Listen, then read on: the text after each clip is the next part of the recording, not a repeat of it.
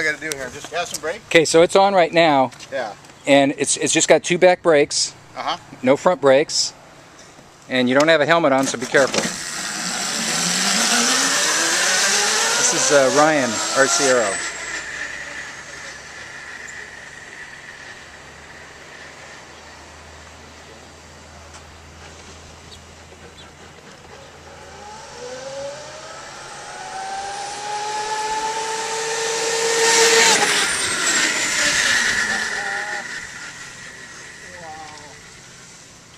This thing goes.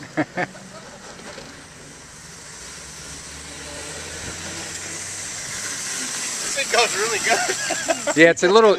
You notice it's a little. Yeah. You can't. It's like I think if I, you guys want to try it? Yeah, Don, go ahead. If you, I think it's if I tighten the chain. The chains are probably getting loose because they were new chain when I put it together, and I've only got about 20 miles on it. And does it? Do you have a transmission in it too, or is it just direct only? It's got a jack shaft. Okay, but and that's it. CVT in there, one of the. No, it's just direct.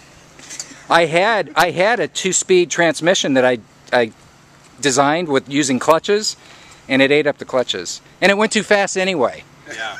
So I thought, what do I need it for? I don't know why you need to go faster than what that is right there. It's got good torque, huh? Yeah, you'll see. Electric.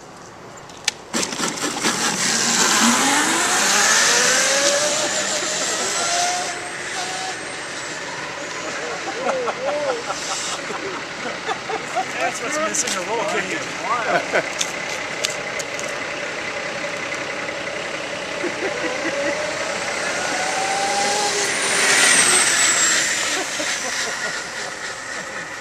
That thing's a blast. Yeah. I like it. I like it with the big tires on it too. Look at that thing go. Awesome. I mean, for what it is. Come on. Go. Come on. You should. Go. You'll feel it. Yeah, you can go as slow as you want. I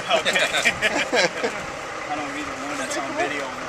George built the whole thing himself in his garage, ground up.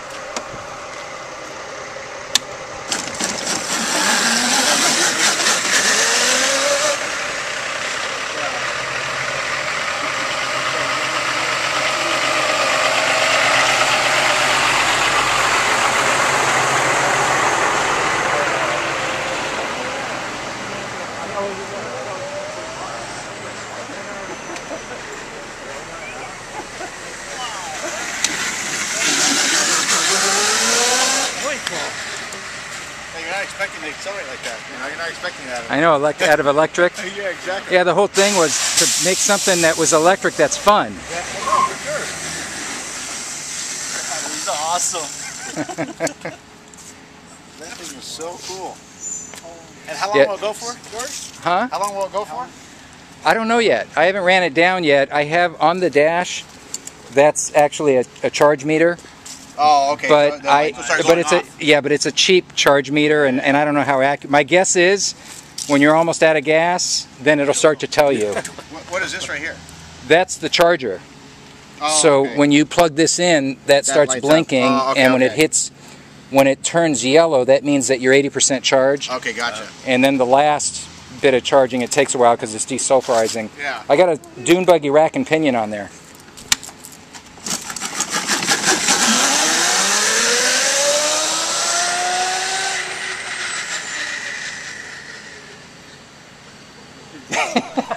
See ya. Yeah. What'd you say the top speed is, George? About 38 to 40. I use my iPhone. I have an app in my iPhone. Yeah. That's so I use the satellite. The GPS. Yeah. GPS speed. Yeah. So if it's accurate. Yeah, they're pretty close. Yeah. They're pretty close.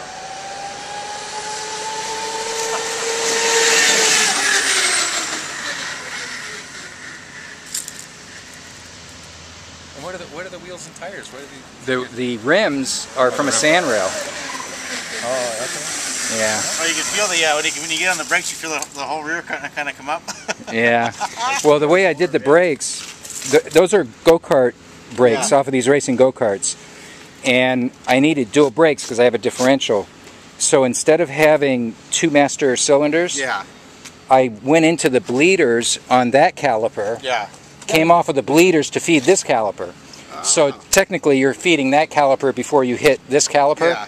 So that wheel really locks up Yeah. a few milliseconds before this wheel, I would imagine. Yeah. But you can't really tell.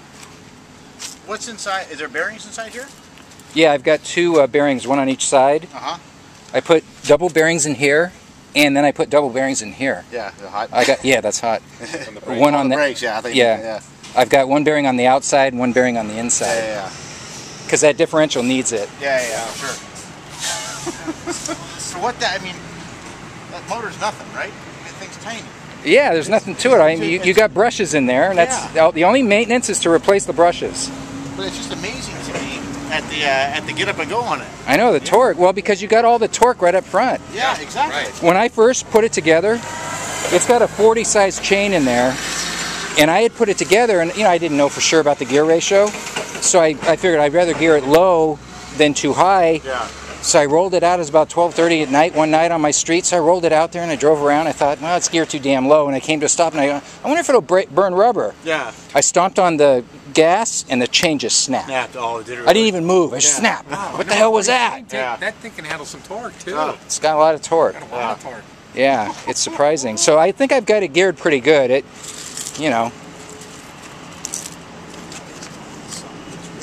And the controller off of that, is that something that's just a... That's just a standard controller that you use like in a golf cart, but that particular one is for 72 volts. You pull that plastic plug off, and you have a cable that you stick into your laptop, and you can adjust all kinds of things. You can adjust how fast it accelerates, decelerates, the curves. There's different power curves. You might have to start selling these. Well, I mean, I've got the ZKart.com domain that I bought, and I've got my girlfriend's sister's web page designer, and I talked to her this morning, and I said, I'll get some pictures over to her, and what I'm going to do is I'm going to put it on YouTube, and I'll just say to people, this is, what I built, and if you're interested, go to ZKart.com. And register. Just name, number, have them answer like 7 questions. And would you be interested in it for $5,000 or $4,000 or whatever? And try to find out where the market is. And if I get 5,000 people that say, yeah, I want one, I have 1,200 people right now that emailed me on the old one, and that's a piece of crap. So this one, so if I get some people, then I'll take that to somebody and say, hey, you want to buy my idea? Because I don't know. I mean, NEVs, neighborhood electric vehicles, are the next thing. And right now they're golf carts. Golf carts are big and slow, and I don't know. I think, who's going to buy this? Guys that grew up building remote control cars. Because that's what it is. It's a giant remote control car. You got to do one with 2 seats now. Well, I'm going to say, you could do it. Yeah, it'd be easy. Put the steering off to one side, but then just make it a 2-seater. But I like having the rack because I don't have a trailer. You put that on the back of the car and you go, what about having a motorhome and bringing this to a campsite? Exactly. So... like a little motorcycle tire or something, knobby. Yeah, I mean, change the tires and put some knobbies on it. But this is what's cool. I take it to my girlfriend's house and I plug it in her garage. Because she lives like 2 miles from me. So I'll plug it in and I'll drive around and go back. You drive it to her house? Well, not anymore because I broke up with her. Now the girl I'm seeing lives in Colorado, and that's too far. That's too far away. Yeah, exactly. No, it's a kick. I know if you're kidding, huh? Mike's ex is living there in Colorado. I think it's a great deal, George. Yeah, I'm glad you like it. I think you did a great job with it, man. For never doing this for never doing it before. I mean, you built your other one, but I said for just taking a stab at it, that's pretty bitchin', dude. Yeah, I'm glad you think so.